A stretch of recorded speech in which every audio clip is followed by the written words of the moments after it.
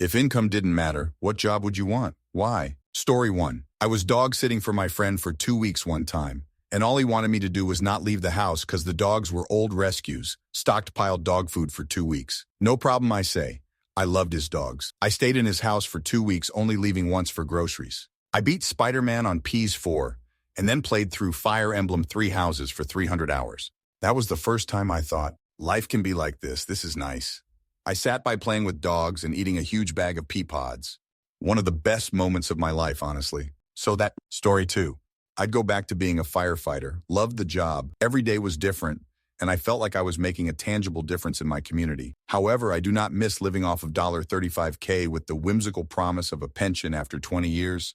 Saw a lot of guys taken out by normal everyday injuries and issues. Story 3. I like to make art, write, create, solve problems, build things, so I'd probably go to school and learn about how to do those things better and see where that took me. I always feel really good and accomplished after doing anything creative, especially if it's helpful or meaningful to someone else. Story 4. Daycare teacher.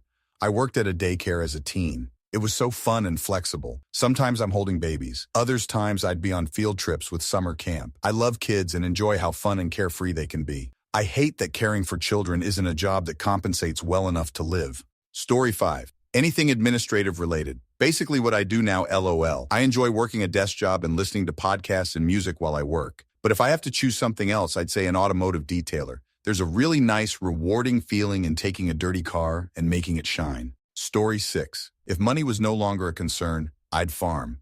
I'd have big equipment, drive tractors and fix all day, spend my days outside. Once you get rid of the money problem, yields don't matter anymore. So you just grow what you want without care about how it will turn out. Want to grow something exotic and atypical for your area? YOLO, go for it. Story 7.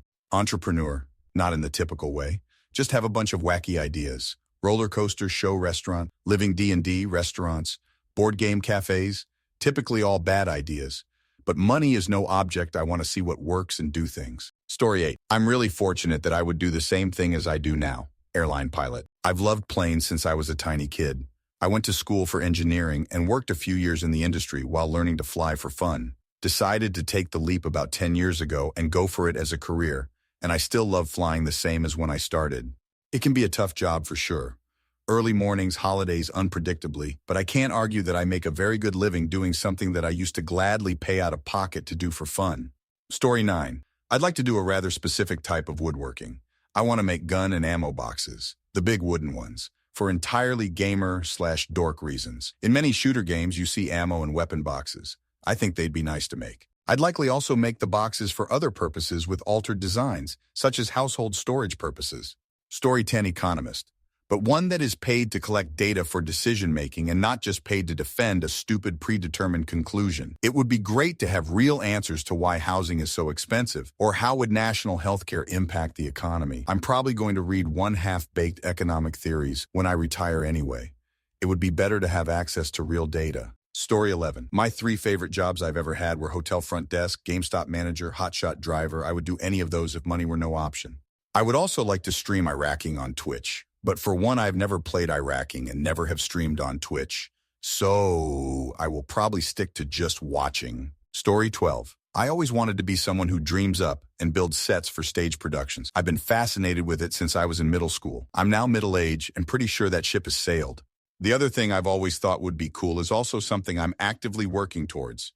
A small, self-sufficient farm, which also sells the products of that labor. I've got the farm, though it's a work in progress. Have gardens and chickens. Next up is planting the berry patch, adding more produce, and expanding the chicken count. After that, we will scale up to larger livestock. Story 13. Video game store. It's my dream job. Retro and modern games, trading cards, a little lounge area with PS2s, GameCubes, and Xbox hooked up with demo discs, the golden era of demo kiosks. A binder with printed out previews and blurbs of upcoming games. Story 14. Cashier at a gas station. I was a big fan of the movie Clerks. I think it'd be so much fun to just have a chill job. No one really depending on me to do anything actually important. Push a mop around, fix up the chip shelf, chat with people all day long, and take their money. Story 15. Physical pen tester. After listening to a dozen podcasts about it, there are guys that are paid to see if they can break into secure facilities and steal sensitive info. Straight up Ocean's 11 kind of stuff. That sounds so cool. Alternatively, maybe work in a bike shop, climbing shop, or other outdoorsy field, or as a guide, mountain biking, fishing, rock climbing. I enjoy all those things. Story 16. If I magically had $200 million, my job would be doing the things I'm passionate about. Whether that is in pursuit of maximizing my talents at a hobby, learning new hobbies, or building a business. Okay, but those sound like generic catch-all words, so what does this mean? Point 1. I would buy a race car, take extensive lessons, and continuously pursue my ability to race. Something like a spec Porsche 911. Maybe I'd burn out in 2 years and hate it, maybe not. Point 2. I'd get my pilot's license and learn to fly a variety of aircraft. I'd love to learn to fly myself all over the country, something I certainly couldn't do on my current salary and bandwidth. Point 2. I'd go to culinary school and/or take up whatever path I could to get as good as I can at cooking the kind of food I enjoy. Point 3. Become an angel investor in local businesses. Start up businesses that I am passionate about and would enjoy having a hand in shaping its future and success would be incredibly rewarding. None of these are work in the traditional sense, but it's the kind of thing that keeps you active and excited to live each day. Story 17, 2 choices. 1. Luthier. I've always loved music, and my weapon of choice has always had 6 strings. I always had great times taking the cheap axes from pawn shops or GC and bending them to my will. I would love to make them from the ground up. 2. Lawyer. Before the downvotes to oblivion, I'm a little too altruistic for my own good. I would never represent someone who is obviously guilty, be it an ATM robber or a multi-billion-dollar international conglomerate. Story 18. I would create small microcontroller libraries, projects for cosplayers, and small projects. I'm a seasoned firmware engineer and love it. Past decade has been all software management and documentation. I'd love to just spend my days writing drivers for Arduino to make ring lights glow like Iron Man's fire, servo motor controllers with max easy interfaces so hobbyists can get access to microprocessor on the easy. I'm really good at writing documentation. I feel like I could write an entire Arduino ecosystem open source to help everyone. Programming kits for kids, sky's the limit. Until then, I'm stuck creating life-saving medical devices for money. Could be worse. Story 19, astronaut. Nah, something 8, 4 or 5 days a week, or something 8, 6, 4 days a week that doesn't involving retail or general customer service of any kind. I'm over people. Don't give a if it's shoveling. Not literally, my body already feels broken. I don't mind work, but I do mind having to worry about money. Story 20. The same job I have now. Case manager for disabled veterans. After 10 years of retirement, my wife passing away at 43 and not finding my footing outside my military career, I'm back home. I serve, and it fills me with joy unbounded. I'll be looking elsewhere this year. Is it because the pay is not commensurate with my degree and dedication? Yes. Is it because watching my brothers and sisters die in front of me is harming me mentally? Also, yes. Is it because some of my fellow family were heads at 18 and continue to be at 88? Yes. Until my happy ass is parked in the dirt, will I continue with this work in some form? You're in a right. We are supposed to help one another. If I can't do that for family, I'll do it for my community. Story 21. I would be a movie projectionist again in the early 90s. I used to be able to tell when someone came upstairs while the projectors were running, as the sound would slightly change as they passed by. They could never figure out how I always knew. Story 22.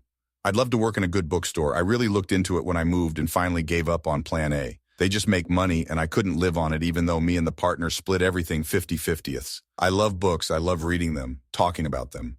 I even rebind books for people I know when I feel like it. If I could make a solid living doing book stuff, I'd hop on it. Story 23. I would be a handyman and do house projects for and with people I know. Not like all the time, but periodically, and take off a while between jobs. I am an electrical engineer and have no problem doing cool things with electricity and lighting, which can be fun. I enjoy carpentry. Story 24. Poet, comparative religion degree. Honestly, I just want to be independently wealthy and have enough money to not price check groceries, go out to eat when I want, do basic level without thinking about the cost. I'm lucky enough to live walking distance from a beach, on a canal to a bay with a golf cart. My dream life would be to live exactly where I do and not have to work. Story 25. I would like to own and operate a live music venue.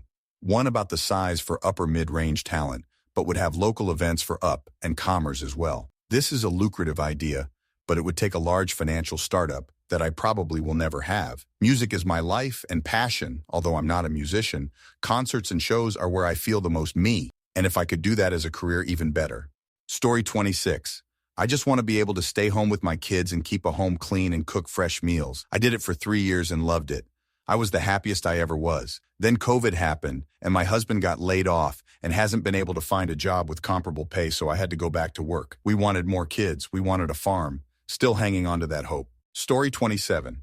I'd go back to being an activity aide on a memory care unit. Absolutely loved the job and the residents I interacted with every day. Sadly, the job was $14 an hour, and that was not enough to deal with that. That being nursing home bureaucracy, having 3 job titles, and having manager responsibilities when mine wasn't there. Story 28. I would grow plants, especially flowers. No talking to people unless I wanted. No drama, just plants and hard work in the sun and the smell of dirt and lots of flowers.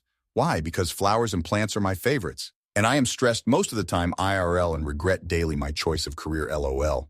Story 29. Actor. I loved drama class and improv club in high school. I watch all the films and plays I can. I memorize different bits and monologues, and I love putting on a show at parties. But I was too scared of becoming a struggling or out-of-work actor, so I became a software engineer instead. I've been called the most outgoing programmer. Story 30. I'd find ways to help people. Could be as simple as driving someone to a doctor's appointment, hiring yard service, pay their tuition, help with childcare, etc. I want to help people have less stress in their life, be healthier and happy. I think that would be a pretty cool job. Story 31. If income didn't matter? If we are assuming that income doesn't matter because I'm rich, like money is no object rich, I'd want to make sure I spent my time doing 2 things. Teaching and uplifting others that share my passions, doing something I enjoy and sharing that joy with others. So for me, that is restaurants and bikes. I would open 2 businesses, a bike shop and a restaurant bar. I'd fill the bike shop with passionate cycling professionals and give them the keys to the Ing Kingdom. Buy the cool, get the best tools, put your dream bikes on the shop floor. Then, I'd hire young kids who love bikes, teach them, and give them generous employee discounts so they can be riding their dream bikes now, not when they're 50. Lastly, income-based service pricing and a robust e-bike service department. For the restaurant, closed 2 days a week, full-time staff members, pooled house, same vibe as the bike shop. Teach, uplift, share passions. Full service, comfort food with honest ingredients. I'd spend my time trying to make these places better, generously support my management team, and work every day towards the goal of spreading joy and uplifting my staff through education and honest work. Story 32. I want to make hamburgers for people, maybe other types of sandwiches too. Edit. Forgot the why. I did it in high school at a local fast food chain, and it genuinely brought me joy. Knowing that I was possibly being a little joy to someone's day was something I took pride in. I always tried my best to make sure what each customer received was as close to that picture on the menu as possible. Story 33. YouTube reviewer, but as a poor, realistic POV. Hotels, planes, trains, cars. Sadly, I'm too broke to review anything. Edit. I'd also like to be a movie idea guy. I have an idea for a Valorant movie I think would an actual good adaptation, not the trash they keep releasing based from popular games. Cough Halo Cough. Story 34. Writing short stories, running TTRPGs, maybe poetry. Several people said something about not dreaming of labor, and yeah, sure, but if it's totally divorced from the stresses we associate with a job and needing income, everyone wants to do something for fun or as a hobby. I think that's what it's asking. Story 35. I want to tell you something. At a young age, I decided to pursue the jobs I want regardless of income. I'm now 40 and extremely poor, extremely accomplished, and extremely happy. Totally worth it. Do stuff with your life. You can live off trash and sleep on the ground. Humans do fine as feral animals. You'll be healthy most of your life. Accomplishment and exploration and will and learning and discovery are the bread and butter. I don't get laid much anymore without money, which sucks. I don't have kids or a wife or any lots of stuff I don't have. But I got laid enough when I was younger, and there's too many people in the world, and there's lots of stuff to get done. The world needs to be saved. New stuff needs to get invented. New art needs to be made. Apply yourself. It's fulfilling. Look how many people with the white picket fence and salary hate it. Most of them don't, but look how many do. I'm happy as a clam. You don't need to do what everyone else does. Everyone's clueless. There's what you can make of it. Story 36. Armorer or gunsmith streamer. I like puzzles and I like fixing guns.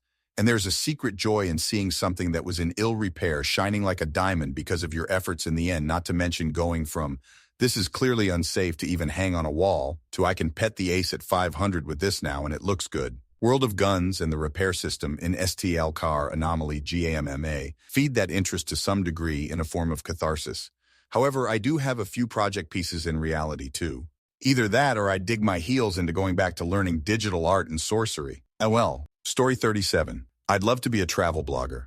I love to travel, I'm interested in what it would be like to live in different places. I would enjoy meeting people and interviewing them about their lives. I'd enjoy writing about amazing natural places in the world, as well as great cities, food, culture, and helping my readers feel connected on a global level. Story 38. A small, cozy old European decor bakery and coffee shop. The absolute best pastries and amazing coffee and tea beverages would be served, and quiet, relaxing music playing in the background. There would be no commercial, utilitarian Starbucks feel about it. Always wished a place like this would open. Then I dreamed of starting one myself. It's still just a dream. Story 39. Restore habitats, care for foster cats, play board games with old people, paint houses, barista, set up events. There's actually a bunch of stuff I find super interesting that aligns with my ethos that I enjoy doing. It's just that they are either only volunteer roles or they pay crap, and that's stupid. I would actually love to work as a barista in a local mom and pop owned place, getting to know the regulars, have little responsibility, and making a nice environment for people to relax or meet up. But no, I wouldn't make enough money to live, nor have PTO or paid sick leave, and definitely no vacation, and no 401. So instead, I'm looking for jobs that might pay enough in fields I'm not really interested in, just to have the possibility of not scraping by. American capitalism sucks ass. I wish we could get our together and do like Europe does, where everyone gets paid vacation time, healthcare doesn't hinge on your employment, and people are paid enough to live regardless of their job for the vast majority of Europe. Story 40. Own and work in a small specialty bookstore. One of those hole-in-the-wall places with rows and rows of books that only my staff or I have access to with those big sliding ladders. Accept some orders for specialty rare book stuff, first edition, whatever kind of thing, or like imports that are hard to get a hold of, limited-run manga-type stuff, and just spend my days browsing online for estate sales and fulfilling those orders. No coffee shop, no random impulse buy crap, just volume after volume of actual paper books that get that great sort of stale smell as they age. I love collecting books. Might not read all of them, but damn if I don't love organizing a full bookcase. Story 41. I really loved doing rideshare from when they launched until a couple years after the pandemic when it all went to. I love to drive. I love seeing new parts of my city. I love interacting with tourists and locals. I love setting my own hours and being my own boss and listening to my own music. I love being able to justify blinging my car out and always keeping it in great condition. Hell, it's even fun kicking people out sometimes. It's too bad they've now made it 10 times as much work for half as much pay. Story 42. I would be a high school English teacher. I would genuinely be happy teaching teenagers about literature and encouraging the future generations about writing and reading. I truly think this job would feed my soul, and I would create a peaceful and safe classroom environment. That being said, the wages would not be enough to support my family. All of the classics are banned in my state. It's a bummer that kids in my state won't experience the rite of passage that is reading To Kill a Mockingbird. And on top of it, the risk of facing gun violence just for going to work is a very real possibility here in the States. In another life, I'm that English teacher who pours my heart into my job and feels happy going to work each day like Hilary Swank in Freedom Writers. Story 43. A nice little independent food joint, maybe like burgers and chicken tenders. I imagine a lot of the stressful bits of running the place would be alleviated since I don't have to worry about budgets or paying employees, since the financials are just covered. Could just focus on keeping the piece looking good and well-staffed. Story 44, planning out people's road trips so they get the maximum out of it. I've done it for a handful of road trips. I've taken myself, and it's so much fun getting lists of roadside attractions and pit stops, and figuring out which hotels are close by and nearer to the next day's destination, and the cheapest, etc. Besides that, I'd like to just stay home and make little crafts and trinkets. Story 45. If I also automatically had the training, skills, and qualifications for the job, any of the following. Accompanist for ballet company. House mother and cook for a small residential facility for any age. It helped desk as long as it didn't involve getting under desks because I'd never be able to get back up fast enough to suit anybody. Reference librarian. Mentor to 18-year-olds who just aged out of foster care and got dumped on the street. Professional violist. Viola sounds so much nicer than a violin. Or cellist. Although I still have a viola, and it's easier to carry around than a cello.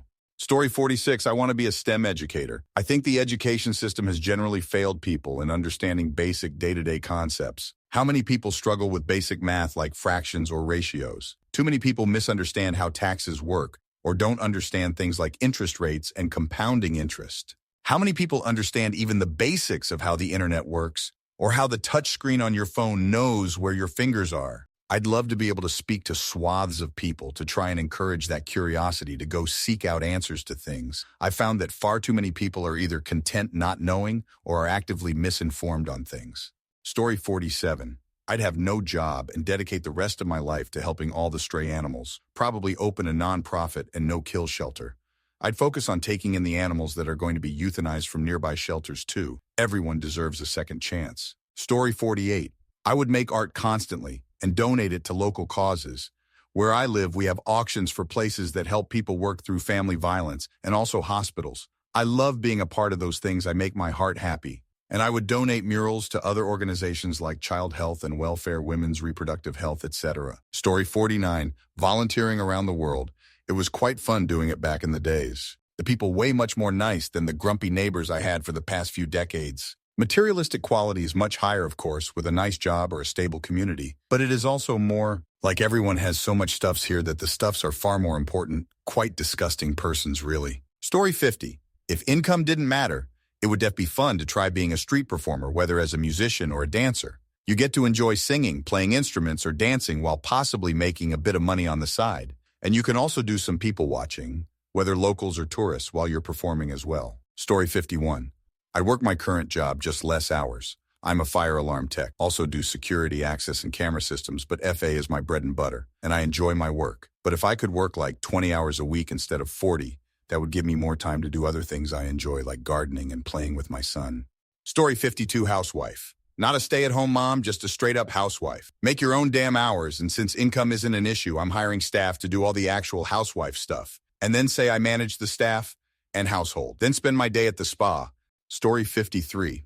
I would love to have a giant house and rescue dogs somewhere out in nature so we can go on long walks, possibly with a few fields, so I could even consider rescuing other animals like horses. I'd still have a lot of free time to pursue any hobbies, and since money isn't an issue, I could hire a professional pet house sitter to live in and look after the animals when I wanted to travel or attend multi-day events. I love animals, especially dogs, and would be so happy coming home to 15 sweet fur babies waiting for me. It would be so rewarding to take dogs that have given up and nurture them back into happy, bouncy dogs. Story 54. A literal idea, man. I want to sit in a room with a couple of other people and just bounce ideas off of each other. Inventions, screenplays, anything. We would take the best ideas and shop them around to companies that would be interested and sell them. I have no idea if this is an actual job that exists, but hey, you asked. Story 55. I'd work for my state DNR and advocate heavily for the reintroduction of extirpated species that used to live there. I'd also try to be involved with cleanup efforts near the industrial areas in my state. It's a shame, really. The state I live in used to be an amazing habitat for tons of mammals, birds, and fish. But because of poor regulation in the past, there are areas where the wildlife seems almost non-existent. There are tons of amazing animals and plants that would do wonders for the local ecosystem, but because of lack of interest or other state priorities, nobody seems to care about them. Story 56.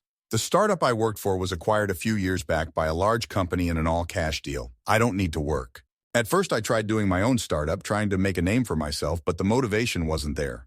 Now I do the same work I've always done, but for open source projects, nonprofits, and political campaigns, all pro bono, and far more meaningful than the paid part of my career. I bike everywhere and take the dogs on longer walks in the morning since I rarely have meetings before noon now. Next theme, what male hobbies make a positive impression on you? Story 1. The little Warhammer figures, when they paint them. IDK, it's just really cute. Like, look at you putting in all that effort to paint all those tiny, intricate details. Look how proud you are of your collection and your work and all the lore. Fishing. I just love fishing. Used to go all the time. Never met anyone not cool who fishes. It requires patience. Gardening. That's a great hobby. Requires a lot of love and attention to detail as well as artistic flair. Hear me out. Flower arranging.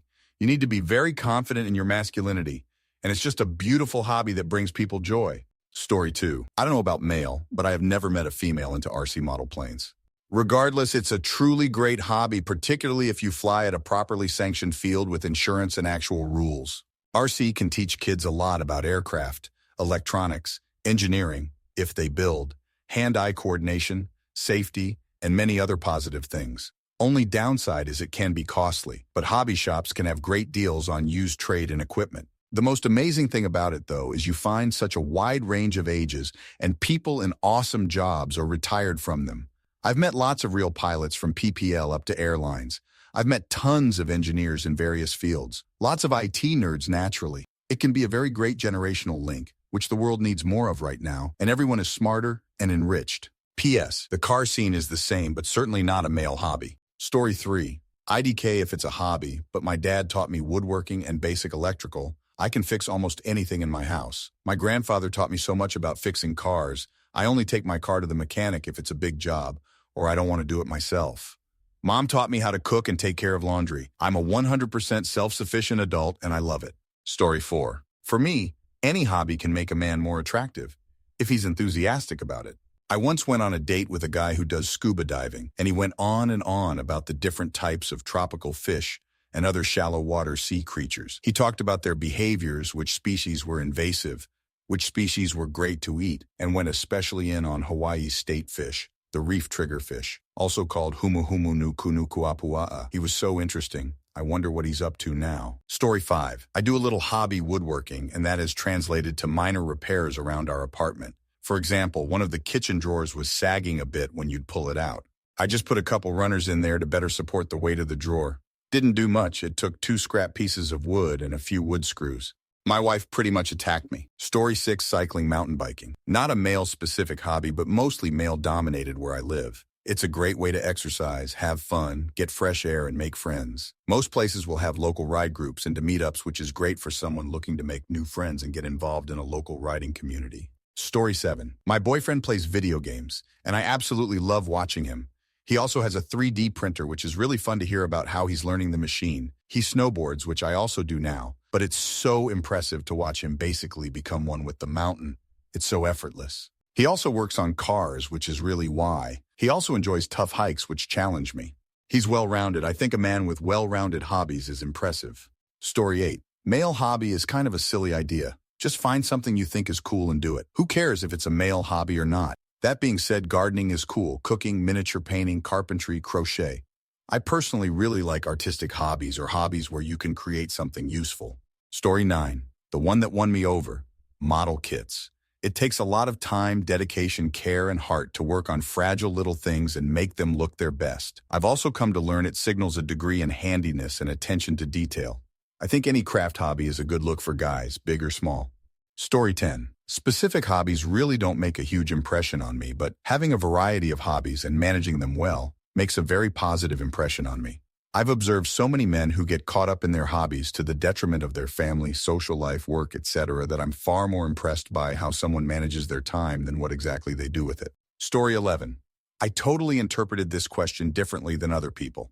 It seems like women read this as, what hobbies do you find attractive for a man to have? I thought it was asking what hobbies that are typically male-dominated have positive impacts on the men who have those hobbies. Story 12. About 90% of my hobbies are highly upvoted here or adjacent. Cooking, baking, reading, writing, model trains, illustration, bouldering, board games, cycling, bird watching, woodworking, electronics, tinkering, weaving, gardening. Now, if only all of those hobbies were enough to make a positive impression on my wife. Story 13. Male who isn't interested in other men romantically, lol. But I really think men who properly cook are pretty amazing. Get jealous about that. Also men who read, again jealous because I don't really anymore. Because most of them feel very level-headed and smart. And story 14. There's a lot with great communities I would totally love, but there's a but. Mountain bikers. I love the scene, incredibly supportive, stupid fun in the woods, but I just can't justify the injuries. I like my bones and tendons in their current places.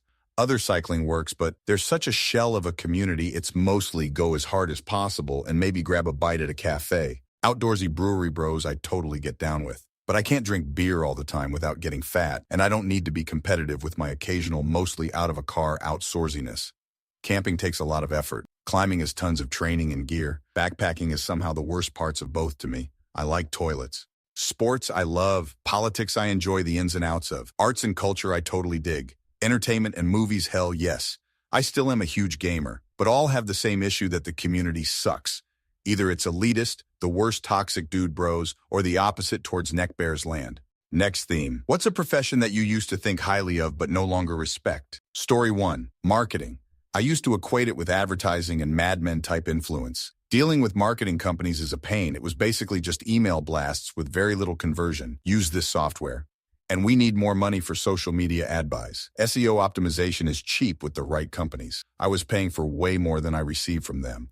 If I had $10 for every time I called them and they answered with, "We were just talking about you," or something like that, it would have paid for the campaign. I realize that not all marketing companies are created equal, but this was my experience with more than one in my area. Story 2. Anyone in a high position for a corporation. After working in corporate America for over a decade, I know what it takes to climb the ladder, and it's not pretty. 98% of high-level people I've worked with are absolute people who treat everyone else like, and they go to that position by kissing ass or throwing people under the bus. Story 3, the media. Trust in English language media has plummeted in recent years. They've been exposed as a bunch of narcissistic political activists disguised as journalists. They genuinely think that because some media executive gave them a job, their political opinions are more important than everyone else's. Story 4, cops. You grow up being taught that they help people, but then you find out most of them just go into the job because they're bullies and they want to stay in a position of power. Then they bully the cops who are there for the right reasons out of the job. They train them for 6 weeks, then give them guns and send them out. They aren't effective at deterring or solving crimes. The whole profession is rotten. Story 5. As a kid priest, then I found out what many of them are like. 4 from just my local town caught abusing kids over a 15-year period. The Catholic Church had so much power and trust in Ireland at one stage. They were more powerful than the police, courts, or government. They abused that power and trust, and they have none now. Churches are empty. Nuns with an average age in the 80s, etc. They are nothing now. Good riddance. Story 6. Police officers, DAs, public defender, judge. The system doesn't favor the innocent. It doesn't matter about evidence because some of it will never make it to trial. You can be right and innocent and still be found guilty. Stay out of trouble. Stay out of the court process. Story 7. After a decade in healthcare, IT. I assume all doctors, surgeons are horrendous douchebags who are too busy engaging in autofellatio to come up for air and be a decent human being. I know not all are. Hell, I have a doctor in my weekly board game night. But holy hell, do US need to remember you're just humans like the rest of us and not God's gift to the planet. Story 8. I was a special educator in the U.S. and I lost all respect for the profession in the U.S. due to our useless standardized testing regimen, curriculum that isn't age-appropriate, wasted money on the newest fad from educational companies, top-heavy/highly paid school board staff, underpaid teachers, and just the general sense that politicians created all this havoc and targeted public school teachers in order to privatize education without caring about the collateral damage to students, especially in depressed socioeconomic communities. Sorry, RO sentence, I know. Story 9, political office. Remember old movies where the senator was this godlike human that walked among us and lived in a mansion, and if you could reach the senator's ear, you were golden. They controlled everything, or so it would seem in movies. Now we know they are just there to make money. Senators and congressmen selling off stock before they announced the COVID lockdown should be prosecuted for insider trading. Story 10. I've never seen a group of people with a bigger persecution complex than teachers. With the way they whine, you wouldn't think they were being paid $70,000 to work 9 months out of the year, minus all government holidays, with a government benefits package and a protectionist union. My wife is a nurse. She simply doesn't even bother to mention the times she's grabbed, hit, spit on, verbally assaulted, etc. She'll go knuckles deep in some old guy's pooper and come home with freshly washed hands and a loving smile on her face. Nurses are seriously underrated. Story 11, consultants. I used to think that they're high IQ specialists who can quickly analyze and deliver something mind-blowing, thus adding value to their client, as the client team couldn't see it themselves. I was so wrong. They're just stuck-up suits who can sell their time. Story 12. Growing up in a military family. The military. Growing up around people my age going into the military changed my entire viewpoint. There's maybe 1 or 2 people who went in that I respect.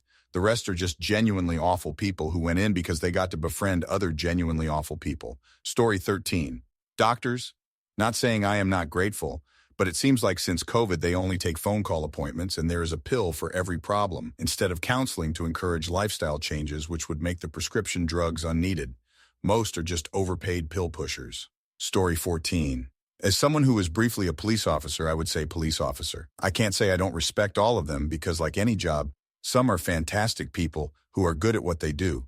But I went from putting them on a pedestal to not thinking very highly about them in general at all. Story 15. I lost respect for teachers, principals, and assistant principals as a whole, and I am a teacher myself. I've been working in a school for 4 years and have been a teacher for 2 years.